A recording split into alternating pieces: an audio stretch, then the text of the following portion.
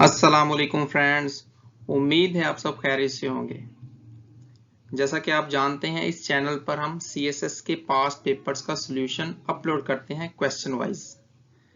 तो आज मैं पब्लिक एडमिनिस्ट्रेशन का क्वेश्चन नंबर 4, ये CSS 2020 का पेपर है, इसका पब्लिक एडमिनिस्ट्रेशन का क्वेश्चन नंबर 4 आज सॉल्व किया जाएगा। तो चले देखते हैं ये क्या क्वेश्चन है। Describe the role of government in HRM at enterprise level. Elaborate key challenges in public sector enterprises in Pakistan and way forward. सबसे पहले अगर आपने क्वेश्चन का सॉल्यूशन करना है, देन सबसे पहले आपको पता होना चाहिए कि क्वेश्चन में पूछा क्या गया है। अदरवाइज आप जितना मर्जी अपनी तरफ से अच्छा इसका आंसर कर लें, then you will be wrong और आपको कोई भी मार्क्स नहीं मिलेगा। तो ये जो मैंने आउटलाइन बनाई, इसमें ये तमाम का तमाम इसमें सॉल्यूशन दिया गया है। चलें इसके ये एक आउटलाइन मैंने सिंपल, उससे पहले ये देखें। Role of government in HRM at enterprise level and challenges. ये आउटलाइन है। What is human resource management. सबसे पहले आपको पता होना चाहिए HRM किसे कहते हैं। ये स्टैंड होता है ह्यूमन रिसोर्स मैनेजमेंट के लिए। What is public sector enterprise. Public sector enterprise क्या होती है, इस क्वेश्चन में ये भी पूछा गया है ना, अक्सर बच्चों को ये नहीं पता होता। अच्छा, और ये ऑनलाइन अगर आप गूगल करें, सारा कुछ कर लें, आपको पब्लिक सेक्टर एंटरप्राइजेस की कोई इतने अच्छे तरीके से डेफिनेशन नहीं मिलेगी, क्योंकि इन्होंने थोड़ा सा आपको कंफ्यूज करना होता है क्वेश्चन में कि आपको आपकी एबिलिटी देखें, कि आपका नॉलेज देखें, आपको नॉलेज है कि नहीं। स्टेट ऑन्ड एंटरप्राइजेस जो होती हैं, इन्हें ही पब्लिक सेक्टर एंटरप्राइज कहा जाता है, इन्हें ही पब्लिक एंटरप्राइज कहा जाता है, और इन्हें ही स्टेट एंटरप्राइजेस भी कहा जाता है। सिंपल वर्ड्स में SOE, state owned enterprises. Pakistan government state owned enterprises. और उसके बाद हम ये पता करेंगे कि पाकिस्तान में जो स्टेट ऑन्ड एंटरप्राइजेस हैं या पब्लिक सेक्टर एंटरप्राइजेस हैं, वो कौन कौन सी हैं, वो किस तरह की होती हैं, वो कैसे काम करती हैं। देन हम देखेंगे role of government in HRM at enterprise level, के गवर्नमेंट का एंटरप्राइज लेवल में HRM कंट्रोल क्या है और रोल इधर क्या है। Key challenges in public sector enterprises in Pakistan. Pakistan में पब्लिक सेक्टर एंटरप्राइज में क्या क्या चैलेंजेस पेश हैं पाकिस्तान को। अच्छा, ये तमाम को देखने के बाद आप इसको कई पर्सपेक्टिव से इसका आंसर कर सकते हैं। I mean, अगर आपको 2020, 21, 22 या 23 में किसी भी पर्सपेक्टिव से इसका क्वेश्चन पूछा जाए कि ह्यूमन रिसोर्स मैनेजमेंट के हिसाब से या SOE के बारे में, कि यहाँ इसके क्या क्या चैलेंजेस हैं और इसको आप किस तरह बेटर कर सकते हैं, इसके तमाम का तमाम आंसर आप इसको कर सकते हैं। लास्ट में how to make state owned enterprises profitable, कि आप इसको कैसे बेटर कर सकते हैं। ये मैंने इजाफी तौर पर लिखा ताकि आपको अंडरस्टैंडिंग हो जाए। चलें इसको शुरू करते हैं। इससे पहले आपसे एक रिक्वेस्ट है, अगर आपने चैनल सब्सक्राइब नहीं किया तो काइंडली सब्सक्राइब का बटन प्रेस कर दें ताकि नेक्स्ट वीडियोस आपको अप टू डेट मिलती रहे। What is human resource management, इसको मैं सिंपल वर्ड्स में डिफाइन करूंगा। अगर आप मजीद ये तमाम की तमाम वीडियो अगर मैं बनाऊं तो शायद आधे घंटे या 1 घंटे की बन जाएगी कम से कम, इसलिए आप वीडियो को रोक कर इसको स्टडी कर लें। मैं आपको सिंपल वर्डिंग में इसको समझा देता हूँ। स्ट्रेटेजिक अप्रोच होती है ये एक किस्म की effective management of people in an organisation. ये एक ऑर्गेनाइजेशन के अंदर एक स्ट्रेटेजिक अप्रोच होती है जिसके जरिए से लोगों को मैनेज किया जाता है। ह्यूमन रिसोर्स का मतलब है जो लोग होते हैं उसे कहते हैं ह्यूमन रिसोर्स, और उसको मैनेज करने के तरीके को कहते हैं ह्यूमन रिसोर्स मैनेजमेंट। किसी भी इदारे के अंदर लोगों को मैनेज करना अच्छे तरीके से ताकि वो ऑर्गेनाइजेशन तरक्की करे। इसका मेन पर्पस यही होता है। ये लोगों को एम्प्लॉयज की परफॉर्मेंस को बेटर करने के लिए होती है, और सबसे पहले इसकी तवज्जो सिर्फ और सिर्फ लोग होते हैं। ऑर्गेनाइजेशन के साथ उनके किस तरह अटैचमेंट है, किस तरह उन्हें बेटर करना है, और इसी के मुतालिक पॉलिसीज बनाई जाती हैं। ये डिपार्टमेंट जो होता है HR डिपार्टमेंट, ये रिस्पॉन्सिबल होता है एम्प्लॉइज को बेनिफिट करने के लिए, उनको भर्ती करने के लिए, रिक्रूट करने के लिए, उनकी ट्रेनिंग करने के लिए and development, performance and appraisal and reward, और उसी की उनकी परफॉर्मेंस को बेटर करने के लिए, उसको एवेल्युएट करने के लिए कि या क्या ये जो तरीके के साथ चल रहे हैं या ये जो तरीकाकार है जिसके जरिए से एम्प्लॉयज को हैंडल किया जाए, क्या ये ठीक है या इसको मजीद बेहतर करने की जरूरत है। और इसी तरह अगर वो बेहतर तरीके से काम करें तो उन्हें इनाम इकराम भी दिया जाता है, रिवार्ड पेनल्टी। और इसी तरह अगर हम सिंपल वर्ड्स में इसको डिफाइन करें तो ये है appointing new employees and train these new employees. कि ह्यूमन रिसोर्स का जो मेन मकसद होता है कि नए एम्प्लॉयज को भर्ती करना और इन्हें ट्रेन करना। ये तमाम का तमाम किसी भी इदारे में, पहले तो नहीं था मगर अब तकरीबन हर इदारे में ये लाजम मलजूम हो चुका है, ये HR डिपार्टमेंट, जो कि एम्प्लॉयज की तमाम किस्म की परेशानियों को भी हल करता है और इनको भर्ती करता है, इनकी ट्रेनिंग करता है। और इसके अलावा अचीव सक्सेस थ्रू पीपल, कि लोगों के जरिए कैसे तरक्की की जाए, ये भी इस अदारे का मकसद होता है। Manage human capital, specialise in finding, recruiting, training and, अच्छा ये आप खुद इसको स्टडी कर सकते हैं वरना टाइम काफी लग जाएगा। ट्रेनिंग, परफॉर्म एवेल्यूएशन, ये तमाम का तमाम सेम है तकरीबन।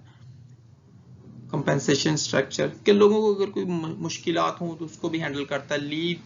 लीव जो लेनी होती है किसी ने, वो भी इसी इदारे के, जैसे मैं एक बाकायदा गवर्नमेंट एम्प्लॉय हूँ, मैंने उम्रे के लिए जाना था रिसेंटली पिछले साल, तो मुझे इदारे से जो DC ऑफिस से जब मुझे लीव लेनी थी तो मैं HR डिपार्टमेंट के पास गया था। मुझे इससे पहले इतना इनका हाउ नाउ नहीं था, मैं समझता था जस्ट DC ने देनी है, देता तो लीव वही है, DC देता है या आपका जो अपॉइंटिंग अथॉरिटी है, मगर उसको मैनेज बाकायदा इसको करता HR डिपार्टमेंट है। Is a product of the human relations movement of the early, ये 20वीं सदी का जो आगाज में ह्यूमन रिलेशंस की मूवमेंट चली थी, उसी के नतीजे में ये डिपार्टमेंट बना था ताकि लोगों के मसाइल को हल किया जा सके। लोअरिंग एम्प्लॉय टर्नओवर, जो लोग इदारे को छोड़कर चले जाते हैं, वो कोई देखता है कि क्या वजूहात थी, उसको बेटर करता है ये। उसके अलावा ये जो एम्प्लॉय कमिटमेंट एंड साइकोलॉजी, इसके अलावा ये लोगों को अपने एम्प्लॉयज की के हालात, जो उनकी साइकोलॉजी लेवल, उसको बेटर करने के लिए कोशिश करता है, और ताकि वो उनके एम्प्लॉयज की कमिटमेंट जो है इदारे के साथ वो बेटर तरीके से चलती है। What is public sector enterprises, state on enterprise. अच्छा पहले तो मैंने आपको बता दिया HR डिपार्टमेंट क्या होता है, चलें इसको मैं दोबारा सिंपल वर्डिंग में बताता हूँ। अगर आप कोई अपनी फैक्ट्री बनाते हैं, इंडस्ट्री बनाते हैं, जो कोई भी बिजनेस करते हैं, तो अगर आपको अच्छे खासे एम्प्लॉयज रखने की जरूरत पड़ती है, फॉर एग्जांपल 20 to 30, और आप अपने चाहते हैं कि अपने बिजनेस को ज्यादा अच्छे तरीके से तरक्की करो, तो आपको वो टास्क डिस्ट्रीब्यूट करना पड़ेंगे कि भाई ये वाला काम ये फाइनेंस का काम है, एक बंदे के हवाले कर दिया, ठीक हो गया।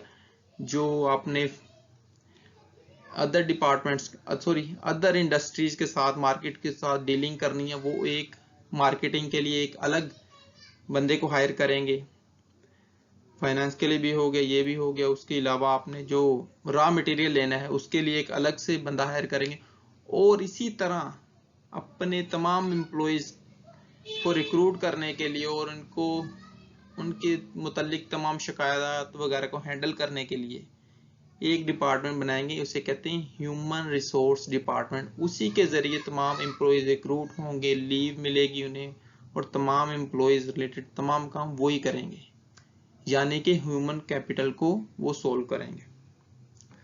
अच्छा, ये पब्लिक सेक्टर एंटरप्राइजेज या स्टेट ओन्ड एंटरप्राइजेज से क्या मुराद है? होली और partially owned by the state and control through a public authority.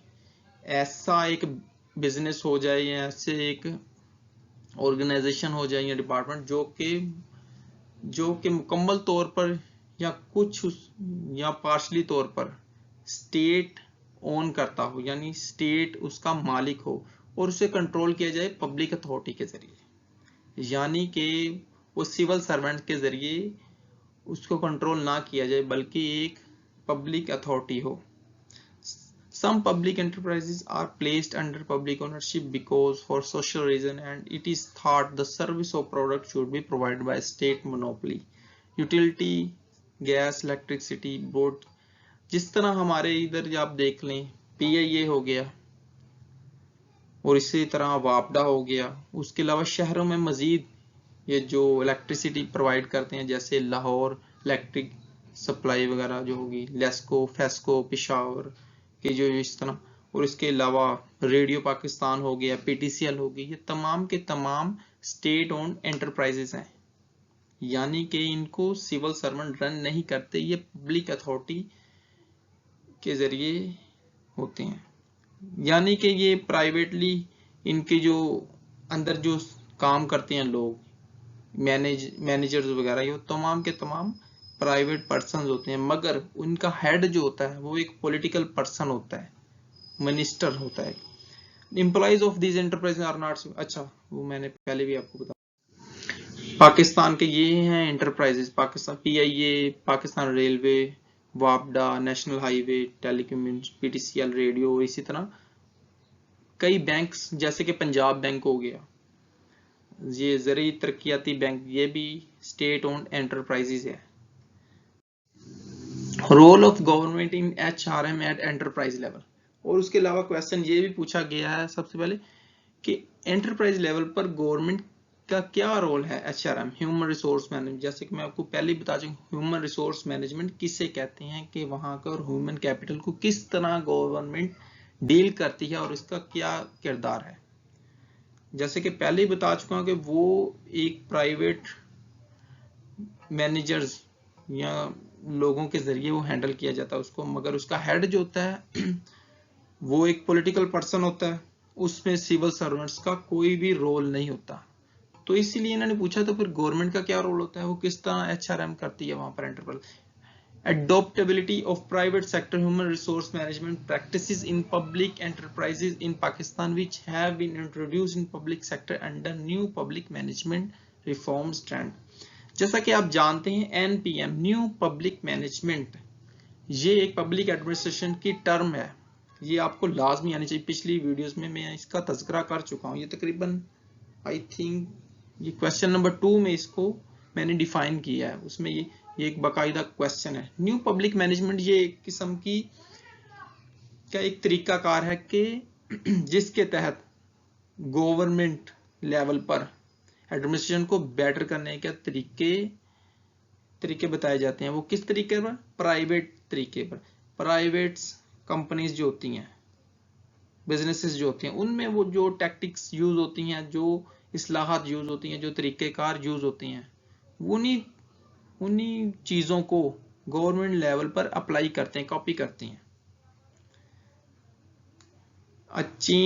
अच्छा, जब से ये न्यू पब्लिक मैनेजमेंट का ट्रेंड आया तब से ये private sector human resource course management, तब से HRM भी प्रैक्टिस होना शुरू हो गया पाकिस्तान में। A change from traditional personal management practices to human resource management practice is observed, such as variable pay, objective performance evaluation, performance-based incentive, performance-based promotion instead of traditional practices of equal pay and allowance for equal grade, experience-based increments and seniority-based promotion। वो कहते हैं जब से ये new public management आई, इसी की वजह से ये जो ट्रेडिशनल पर्सनल मैनेजमेंट की प्रैक्टिसेस वो खत्म हो गई, उसकी बजाय उसकी जगह ले ली ह्यूमन रिसोर्स मैनेजमेंट ने, HRM ने। वो किस तरह, पहले तो ऐसे होता, सेम जो ग्रेड हो गए, सेम स्केल जो होते थे गवर्नमेंट एम्प्लॉयज की हर जगह, वो हर जगह सेम ही पेमेंट होती थी, उनकी पे सेम होती थी, तनख्वाह जो होती थी। मगर बाद में ये चेंज हुई कि जैसा जैसा लोगों का काम होगा, जिस नोयत का काम, उस लिहाज से पेमेंट का डिफरेंस होगा और उनकी जो तरक्की होगी उनकी परफॉर्मेंस की बेस पर होगी, और उन्हें जो इजाफी इंसेंटिव्स मिलेंगे वो भी उनकी परफॉर्मेंस की वजह से ही मिलेंगी। और इसी तरह उन्हें बाज और किस्म के जो अलाउंसेस वगैरह वो भी अलग तरीके से मिलेंगे। उनका जो एक्सपीरियंस होगा उसी बेस पर उनकी सीनियरिटी बेस्ड प्रमोशन होगी। Key challenges in public sector enterprises in Pakistan पूछा था उन्होंने कि पाकिस्तान में कौन से चैलेंजेस है पब्लिक सेक्टर एंटरप्राइजेज को। ये लाजिम आपको पता होना चाहिए। ये उम्मीद है ये नेक्स्ट ये जो एग्जाम होंगे ये लाजमी पूछा जा सकता है। During the Pakistan Peoples Party administration, ये मैंने डॉन न्यूज से इसका काफी सारा मवाद लिया था रिसेंटली एक आर्टिकल से। वो कहते हैं 2008 से 2013 में जो पीपल्स पार्टी की गवर्नमेंट थी उसमें पब्लिक सेक्टर एंटरप्राइजेस की तरफ से जो नुकसान हुआ वो 400 बिलियन पर एनम सालाना 400 बिलियन का हुआ था हर साल इसी एवरेज से तकरीबन। और उसके अलावा उन्होंने कहा कि जो ये पाकिस्तान मुस्लिम लीग नवाज शरीफ की जो गवर्नमेंट थी 2013 से 2008 उसमें एवरेज नुकसान पब्लिक सेक्टर एंटरप्राइजेस से जो हुआ वो 900 बिलियन से भी ज्यादा था according to the State Bank of Pakistan. जिस स्टेट बैंक ऑफ पाकिस्तान की एक रिपोर्ट के मुताबिक है। In aggregate those SOEs consumed rupees 1.3 trillion of taxpayer money as their total debt and liabilities rose by 23.5% in 2018। उन्होंने कहा था कि सालाना 1.3 ट्रिलियन जो कौमी खजाना है जो टैक्स की रकम से इकट्ठा होता है वो इधर ही इस्तेमाल हुआ था इतना ज्यादा जो कि 23.5% के इजाफे के साथ इस्तेमाल हुआ था। The total debt and liabilities of these SOEs constitutes as 3.8% of the country's GDP. वो कहते हैं ये जो पब्लिक सेक्टर एंटरप्राइजेज हैं या स्टेट ओन एंटरप्राइजेज हैं ये मुल्क के तकरीबन 3.8% जीडीपी के बराबर है। मतलब कि इतना ज्यादा ये नुकसान में जा रहा है। The sovereign guarantees which stood at rupees 1.55 trillion by the end of June 2019 surged to a record rupees 1.9 trillion by the end of the March this year, has increased 21.5% just 9 और सिर्फ 9 महीनों में यानी कि 2020 में ये 1.55 ट्रिलियन से 1.90 trillion में इसका इजाफा हुआ। मतलब कि ये कौमी खजाने को इतना ज्यादा खसारा कर रहा है। सबसे बुनियादी चैलेंज तो ये गवर्नमेंट ऑफ पाकिस्तान को इसकी तरफ से यही जा रहा है।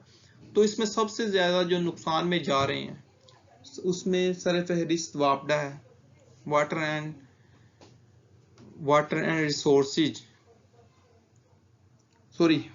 एंड पावर डेवलपमेंट अथॉरिटी उसकी तरफ से। उसके बाद में आता है पाकिस्तान इंटरनेशनल एयरलाइंस PIA और इसके अलावा एक दो और इदारे हैं जिनमें सरफहरिस्त है पाकिस्तान नेशनल हाईवे अथॉरिटी।